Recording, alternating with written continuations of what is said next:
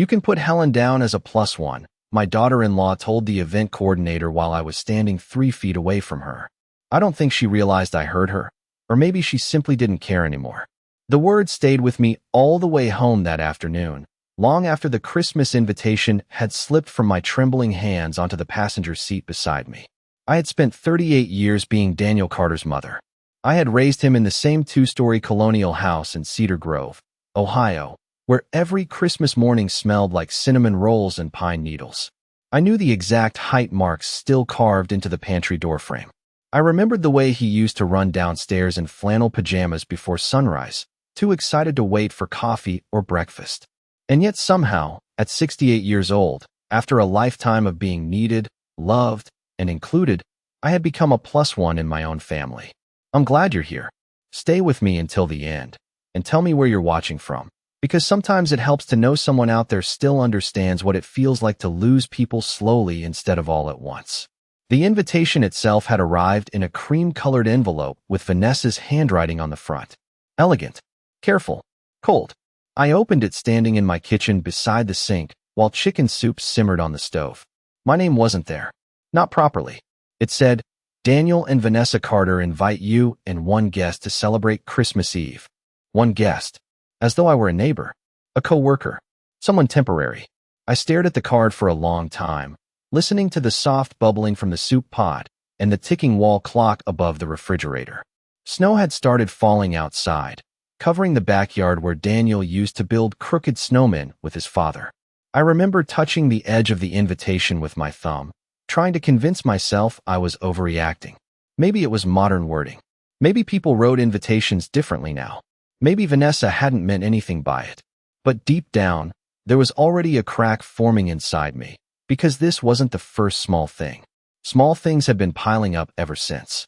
My son got married 4 years earlier. Missed phone calls. Last-minute cancellations. Thanksgiving dinners moved to Vanessa's parents' house without discussion. Family photos posted online where I wasn't tagged, even when I had been there. At first, Daniel used to apologize. We've just been busy, Mom. Vanessa's schedule has been crazy. We'll make it up to you next weekend. But eventually, even the apologies disappeared. What frightened me most wasn't Vanessa herself. It was how quietly Daniel had changed beside her. My son used to call every Sunday morning without fail. He used to stop by after work just to check if I needed groceries or help carrying something heavy into the garage. After Harold passed away 3 winters ago, Daniel had promised me I'd never feel alone. You've got me, Mom, he'd said while holding my hands at the cemetery. That's never going to change. But promises whispered beside coffins don't always survive marriage. 2 days after the invitation arrived, I drove to the country club to drop off the antique serving tray Vanessa had asked to borrow for Christmas Eve dinner. The lobby smelled like cedar wreaths and expensive perfume. I spotted Vanessa near the ballroom entrance speaking with a young woman holding a clipboard. Vanessa wore a cream wool coat and gold earrings Harold had once given me before Daniel asked if she could borrow them for a formal event. She looked polished, perfect, untouchable. And Helen? The coordinator asked politely while checking her list. Vanessa smiled without hesitation. Just put her down as a +1. She laughed softly after saying it. Soft enough to sound harmless. Sharp enough to leave a scar. And that was the moment I realized I was no longer losing little pieces of my son. I was disappearing from his life entirely. That night, I could not bring myself to cook the soup I had planned for dinner. I turned off the stove, covered the pot, and stood alone in the kitchen while snow drifted quietly past the windows. The house felt too large again. Harold used to say winter made everything sound farther away. Sitting there at the small oak table we bought from a yard sale in 1987, I finally understood what he meant. Even the refrigerator humming in the corner sounded lonely. I kept staring at the Christmas invitation lying beside my reading glasses. And one guest. I do not know why those 3 words hurt more than all the missed phone calls combined, but they did. Maybe because they confirmed something I had been trying not to admit for years. I was no longer part of the center of my son's life. I was becoming an obligation that needed polite wording. It had not always been this way. Daniel used to love Christmas more than anyone I knew. Every December, he would drag boxes down from the attic before Thanksgiving was even over. Harold would complain that it was too early while secretly helping him untangle lights in the garage. I still remember one snowy Saturday when Daniel was 12 years old and insisted on stringing colored lights around the maple tree in the front yard himself. He climbed halfway up the ladder wearing boots 2 sizes too big and nearly dropped the entire box into the snowbank. Harold laughed so hard, he spilled hot chocolate all over his flannel jacket. Back then our home felt warm in a way I cannot fully explain. Loud, messy, alive. There were football games playing on television, cinnamon candles burning near the fireplace, and always some kind of pie cooling on the counter. Daniel would sit beside me at the kitchen island stealing cookie dough while pretending he was helping bake. Sometimes I think mothers spend half their lives believing those moments are permanent. We never imagine someone can slowly rewrite the rhythm of a family without raising their voice once. The first Christmas after Daniel married Vanessa felt different immediately. Not terrible, just unfamiliar. Vanessa preferred white decorations instead of colored lights because she said they looked cleaner. She replaced Harold's old handmade ornaments with matching silver ones from a luxury department store downtown. She served expensive catered food instead of homemade casseroles because she said hosting should feel elegant, not exhausting. I remember standing in their dining room holding a plate of untouched green bean casserole while listening to soft jazz music instead of the old country songs Harold loved every December. Nobody argued. Nobody laughed too loudly. Even Daniel sounded quieter somehow. Vanessa likes things simple. He told me that night when I offered to bring over my pecan pie for Christmas morning breakfast. I smiled and said I understood. That became my role after the wedding. Understanding, adjusting, shrinking. Every year afterward, another tradition quietly disappeared. Christmas breakfast became brunch at Vanessa's parents' lake house. Sunday dinners stopped because they were too busy. Daniel no longer called before driving over because eventually he stopped driving over altogether. At first I blamed adulthood. People grow up. They get married. Their priorities change. That is what I told myself whenever I sat alone on Sunday evenings watching the porch light flicker outside. But loneliness has a way of sharpening your memory. You begin noticing patterns you once ignored. The forgotten invitations. The delayed responses. The way Vanessa answered questions directed at Daniel before he could speak for himself. The way my son looked toward her first whenever I asked something simple. Almost as though he needed permission before answering. A week before Christmas, I called Daniel to ask whether I should bring anything to dinner. There was a long silence on the phone before he finally cleared his throat. Actually, Mom, Vanessa already handled everything. I looked around my quiet kitchen while he spoke. The cookie tins sat empty on the counter. The old family recipes remained folded neatly inside the drawer beside the refrigerator. And for the first time in my life, I realized nobody was expecting me to bring anything anymore. The week before Christmas arrived with freezing rain and gray skies that made the whole neighborhood look washed out and tired. Cedar Grove always became quiet in December after sunset. Porch lights glowed against fresh snowbanks, smoke curled from chimneys, and families gathered behind warm windows, while holiday music drifted softly from passing cars. At least that was how it used to feel to me. That year, the silence inside my house seemed louder than anything outside. I spent most mornings sitting at the kitchen table with a cup of coffee growing cold beside me while the local news murmured from the television in the living room. I kept telling myself not to dwell on the invitation incident. People changed. Families evolved. Maybe I was simply struggling to adjust to getting older. But deep down, something heavier had started settling into my chest. It was the feeling of being carefully removed from places where I once belonged. 3 days before Christmas Eve, I stopped by the grocery store to pick up a few things for myself. The parking lot was packed with oversized sport utility vehicles carrying wreaths and gift bags. Inside, everything smelled like peppermint and fresh bread. I moved slowly through the aisles, tossing canned soup, coffee creamer, and a small apple pie into my cart. Near the frozen food section, I heard someone call my name. Helen. I turned to see Carol Whitaker pushing a cart filled with wrapping paper and ginger ale. Her grandson used to play Little League Baseball with Daniel years ago. Carol smiled warmly at first, but then her expression shifted slightly. Hesitant. Careful. I heard about the Christmas party at Daniel's house, she said casually. Vanessa really goes all out with those events. I smiled politely and nodded. She certainly likes hosting. Carol adjusted her scarf awkwardly. Well, I suppose it makes sense they kept things smaller this year. My hand froze around the cart handle. Smaller. She blinked quickly, realizing too late she had said something she should not have. "Oh, I just assumed you knew." A strange pressure built behind my ribs. "Knew what?" Carol glanced toward the checkout lanes before lowering her voice. "Vanessa mentioned they invited people from the country club this year. Caterers too." It sounded like a huge event. For a moment, all I could hear was the hum of freezer doors and shopping carts rattling across tile floors. Huge event. Not smaller. Not intimate. Just larger without me included properly. Carol kept talking nervously, trying to repair the damage. "I am sure there was some misunderstanding, Helen." I nodded again because that was what I had trained myself to do over the years. Nod. Smile. Absorb the discomfort quietly so nobody else had to feel it. After we parted ways, I stood alone beside the dairy aisle staring at rows of eggnog cartons while memories started lining themselves up in my mind with uncomfortable clarity. Last spring, Vanessa planned Daniel's birthday dinner at an expensive steakhouse downtown and accidentally forgot to tell me the reservation time had changed. By the time I arrived, everyone had already eaten appetizers and moved halfway through dinner. Daniel hugged me quickly and said, "We thought maybe you were tired tonight."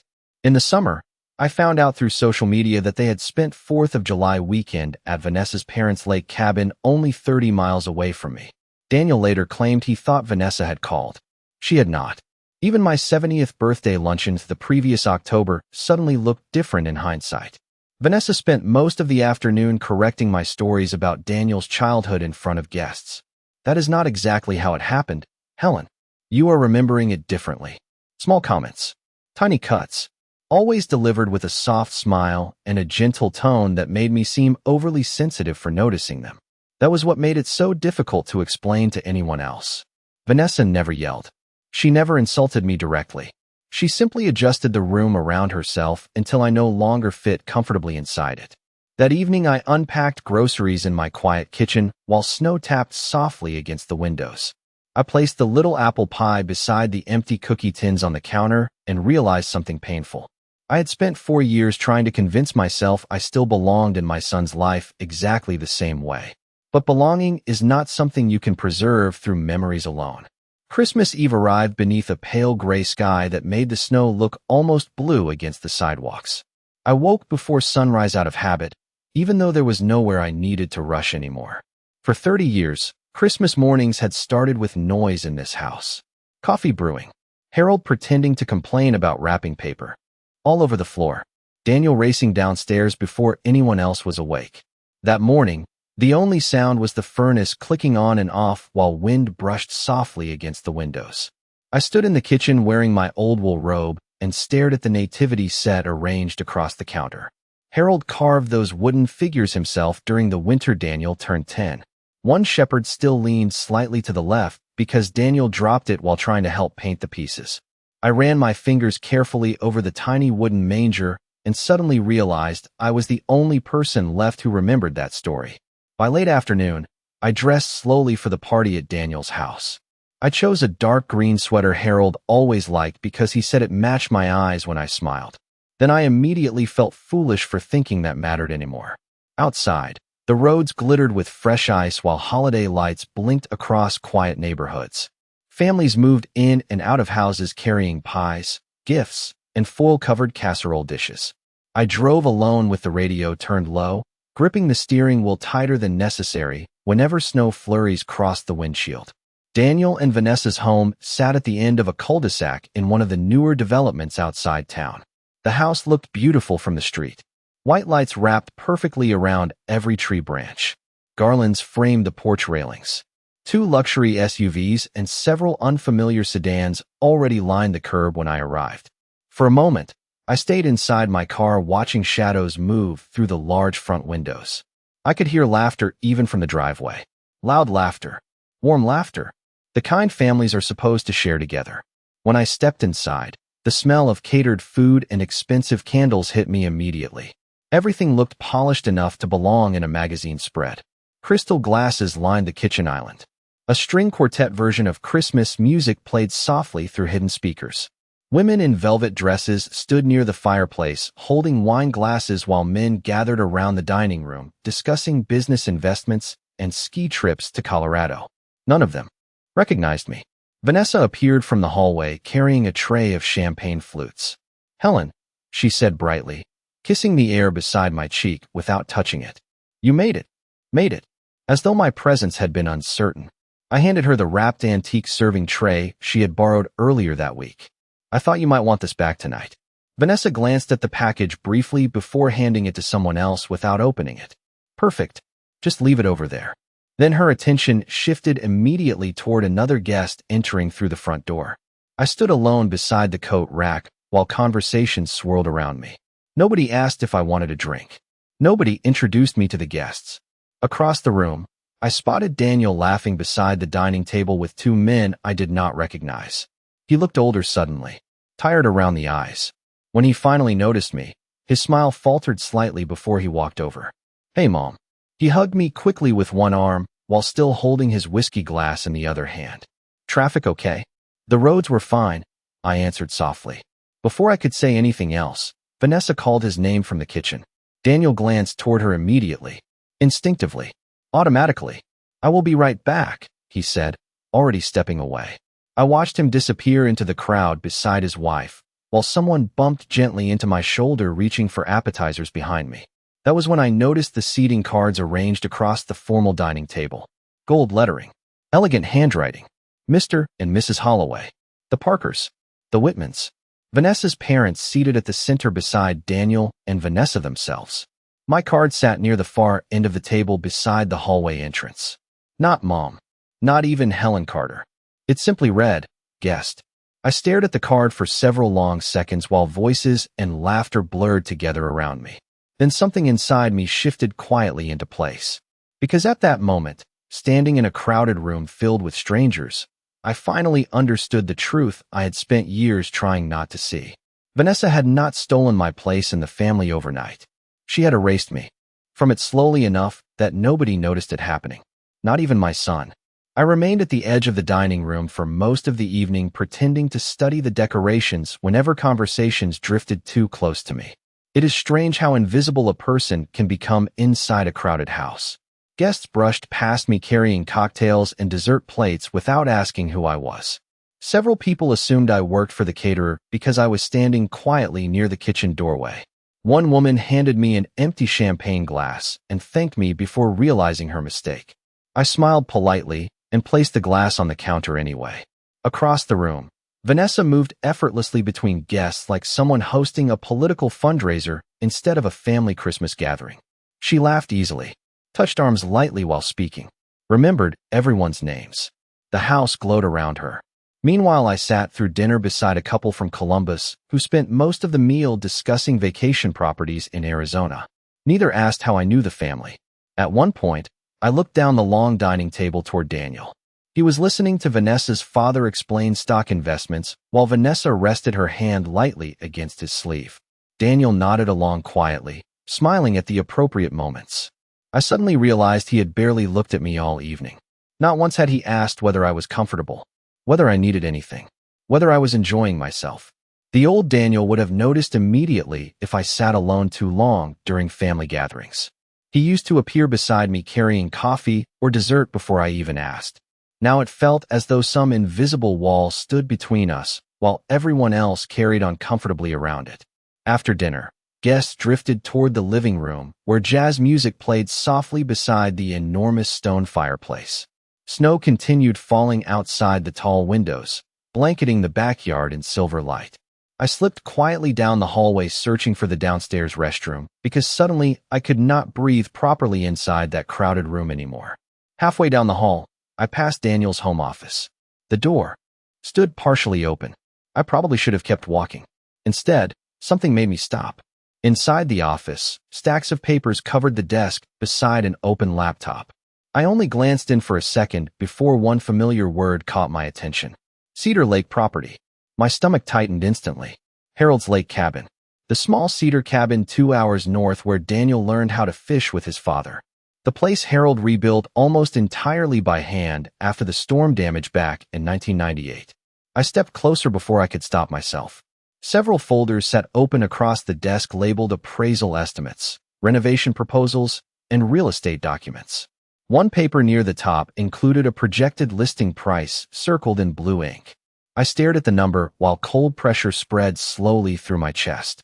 They were selling the cabin. Selling it without ever mentioning a word to me. Beautiful place, is it not? Vanessa's voice startled me from the doorway behind me. I turned quickly. She stood there holding 2 empty wine glasses, calm as always. Not angry, not embarrassed. Calm. I did not mean to pry, I said quietly.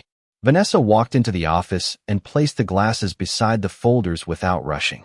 Daniel has been meaning to talk to you about it, she replied smoothly. It is just becoming too much maintenance for everyone. Too much maintenance. That cabin held 40 years of family memories. Harold teaching Daniel to split firewood beside the dock. Summer mornings filled with burnt pancakes and fishing poles leaning against the porch railings. The final trip Harold and I took together before cancer drained the strength from his body completely. Vanessa adjusted one of the folders neatly before continuing. Honestly, Helen, younger families do not really use places like that anymore. Everyone prefers convenience now. Younger families. Places like that. She spoke about our history the same way people discuss outdated furniture they plan to donate. I looked at her standing beneath the soft office lighting in her expensive cream dress and suddenly understood something that chilled me far more than the snowstorm outside. Vanessa did not hate me. Hate would have required emotion. To her, I was simply part of an older version of Daniel's life she intended to replace piece by piece until nothing remained except what she found useful. I left the party less than an hour later without saying goodbye to most of the guests. Nobody noticed me putting on my coat near the front door except Daniel, who glanced up briefly from across the living room. For a second, our eyes met through the crowd. I thought maybe he would come after me. Maybe he would ask why I looked pale or whether I was feeling all right. Instead, Vanessa touched his arm while speaking to another couple beside the fireplace, and Daniel turned back toward them almost immediately. The cold air outside hit my face hard enough to sting as I walked down the icy driveway. Snow crunched beneath my boots while laughter spilled faintly through the windows behind me. I sat inside my car for several minutes gripping the steering wheel without turning the engine on. The tears did not come. That was the strange part. I had spent so many years fearing the moment my family would no longer need me that when it finally arrived, I felt less heartbroken than exhausted. Exhausted from carrying confusion that now finally made sense. The drive home took nearly 40 minutes because freezing rain had started coating the roads again. Christmas lights blurred softly through the windshield while old holiday songs played quietly on the radio. Everywhere I looked, families gathered together beneath warm windows while I drove alone through the dark Ohio winter. By the time I reached my house, the porch steps were covered in fresh snow. I unlocked the front door and stepped into silence so complete it almost echoed. The nativity figures still sat across the kitchen counter exactly where I left them that morning. Harold's wool scarf hung beside the coat rack. Everything in the house remained faithful to the life we built together. Nothing had changed here except me. I made myself a cup of tea even though it was nearly midnight. The kettle whistled softly while I stood at the sink staring out into the dark backyard. I kept thinking about the cabin documents spread across Daniel's desk. They were not asking me whether selling the place was the right decision. The decision had already been made. They were simply preparing to inform me afterward. I carried the tea into the living room and sat beside the small lamp near Harold's recliner.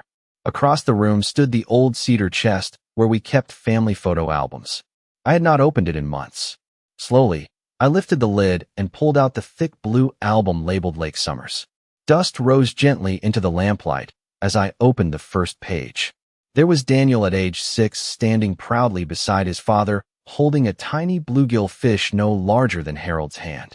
Another photo showed the cabin porch covered in 4th of July decorations, while Daniel waved sparklers barefoot across the dock. Harold looked younger in those pictures. Stronger. The kind of man who believed family roots mattered more than money. I turned page after page while memories settled around me like falling snow.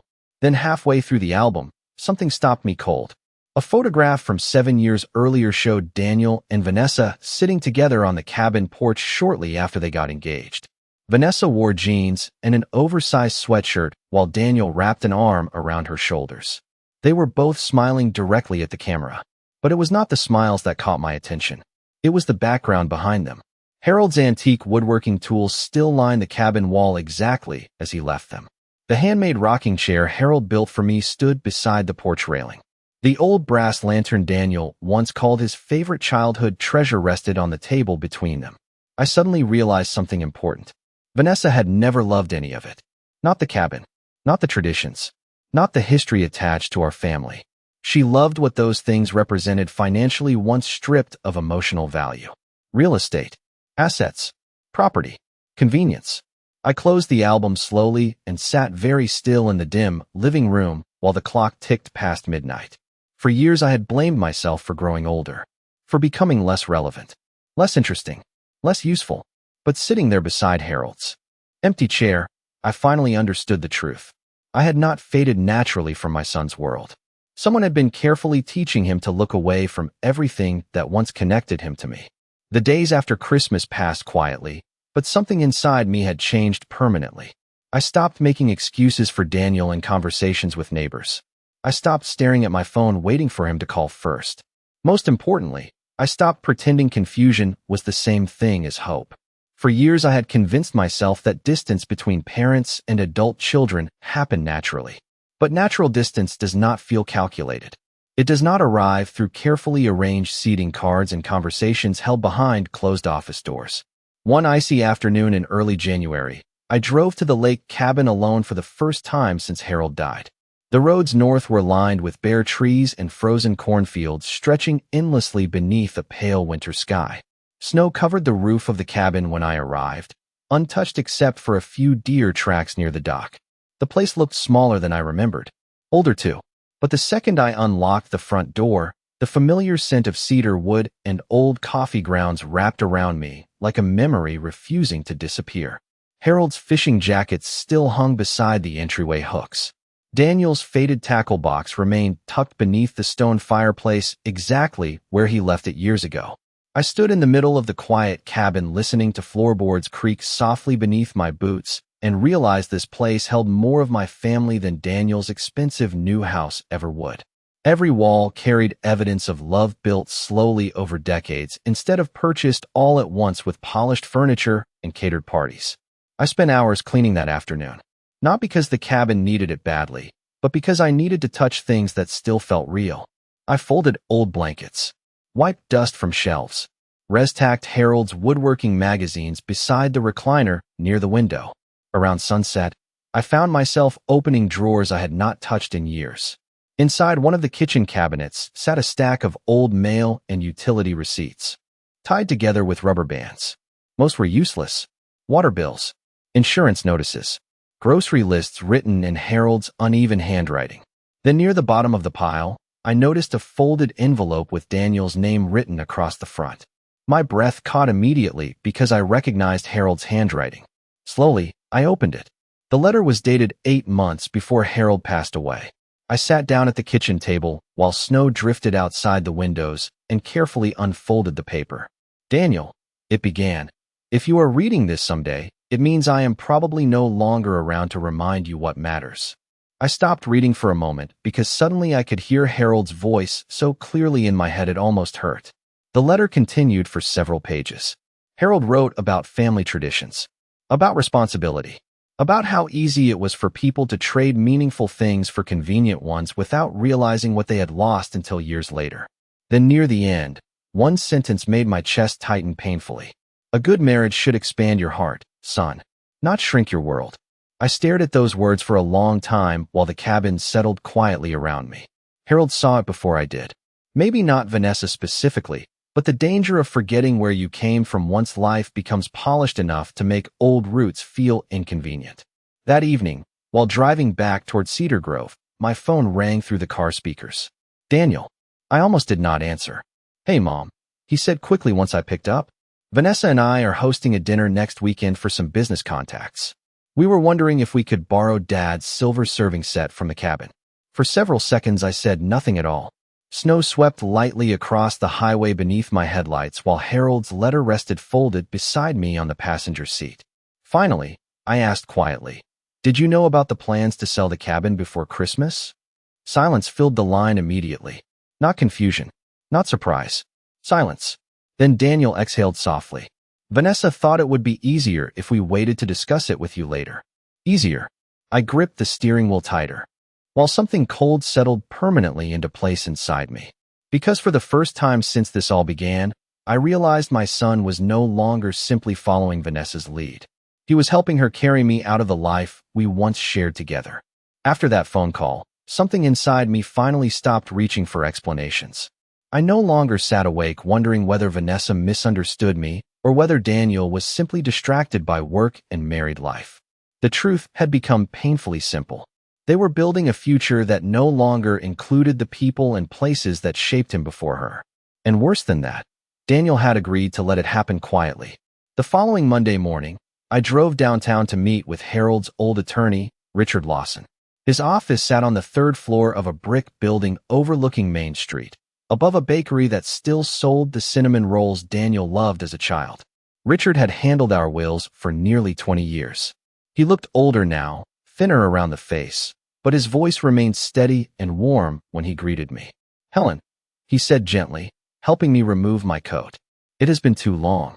I sat across from him beneath the soft yellow office lights while snow drifted outside the tall windows. For a moment, I almost lost my nerve. Not because I doubted myself, but because part of me still mourned the family I thought I had. Richard folded his hands carefully on the desk. "What can I help you with today?" I stared down at Harold's letter resting inside my purse before answering quietly. "I need to make some changes." The meeting lasted nearly 2 hours. We reviewed every document Harold and I created together over the years. The cabin, the savings accounts, the insurance policies, the antique collections Harold spent decades restoring in the garage workshop. Richard never interrupted while I explained what had been happening. He simply listened with the kind of silence older people learn to recognize as respect. When I finally finished, he removed his glasses slowly and leaned back in his chair. "You know," he said carefully, "Harold worried about this before he passed." My chest tightened immediately. "What do you mean?" Richard opened a drawer and pulled out a yellow legal pad covered in Harold's handwriting. A few months before his diagnosis became serious, he mentioned concerns about Daniel changing after the engagement. I felt suddenly cold despite the warmth inside the office. "Why did nobody tell me?" Richard sighed softly. "Because Harold believed your son would eventually remember who he was." For several long seconds, neither of us spoke. Then I looked out the window toward the snowy street below and realized something heartbreaking. Harold had trusted love to correct what manipulation distorted. But love only works when both people protect it. By the time I left the office, the sky had darkened toward evening.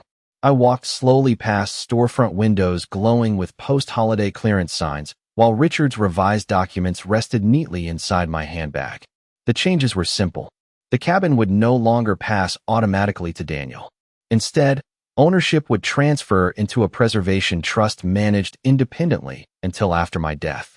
Harold's woodworking tools and personal collections would be donated to the Historical Society near Cedar Lake rather than sold privately. Several family heirlooms Vanessa admired would bypass Daniel completely. I did not make those decisions out of revenge. Revenge burns hot and reckless. What I felt was colder than that. Clearer too. I was protecting the remaining pieces of my life from people who only understood value once it could be converted into money. That Friday evening, Daniel stopped by unexpectedly for the first time in nearly 3 months. I heard his truck pull into the driveway just after sunset while I was folding laundry in the living room. For a brief second, instinct betrayed me. My heart lifted automatically the way mothers' hearts always do when their children come home. Daniel stepped inside carrying a bakery box from downtown. "Thought I would bring dessert," he said casually. He looked tired again. Older somehow. We sat at the kitchen table eating slices of coconut cream pie beneath the soft overhead light while snow tapped gently against the windows. At first the conversation stayed shallow. Weather, work, traffic near Columbus. Then eventually Daniel cleared his throat and looked down at his coffee cup. "Vanessa said you seemed upset at Christmas." Upset. Such a small word for grief that had been unfolding over years. I folded my napkin carefully beside my plate before answering. "Your father used to say family should feel like coming home, Daniel." He looked up slowly. "What does that mean?" I met my son's eyes across the quiet kitchen and realized this might be the first honest conversation we had shared in a very long time. "It means nobody should have to wonder whether they still belong there." Daniel did not answer me right away. He sat quietly at the kitchen table, turning his coffee cup slowly between both hands while the clock above the stove ticked through the silence. For a moment, he looked less like the polished businessman Vanessa introduced at dinner parties and more like the tired little boy who used to crawl into our bed after thunderstorms because he hated being alone in the dark.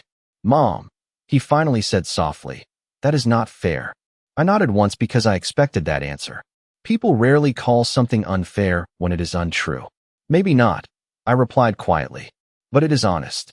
Snow drifted steadily outside the windows while the furnace hummed through the old house.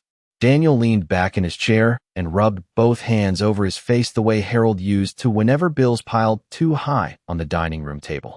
"Vanessa feels like you never gave her a real chance," he said eventually.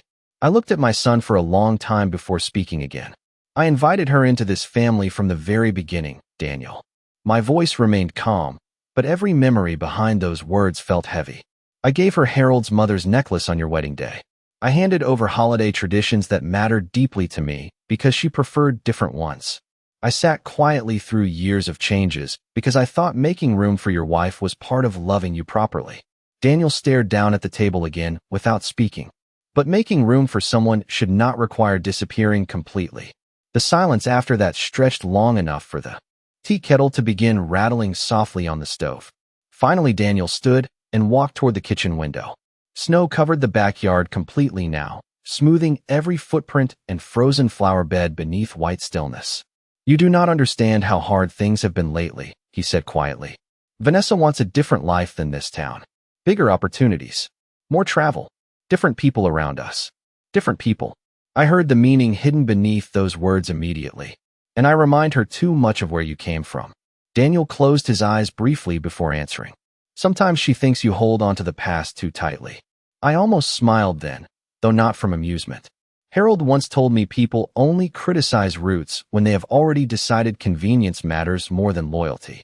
I rose slowly from the table and walked toward the hallway cabinet, where family photographs covered nearly every shelf. Daniel followed me silently.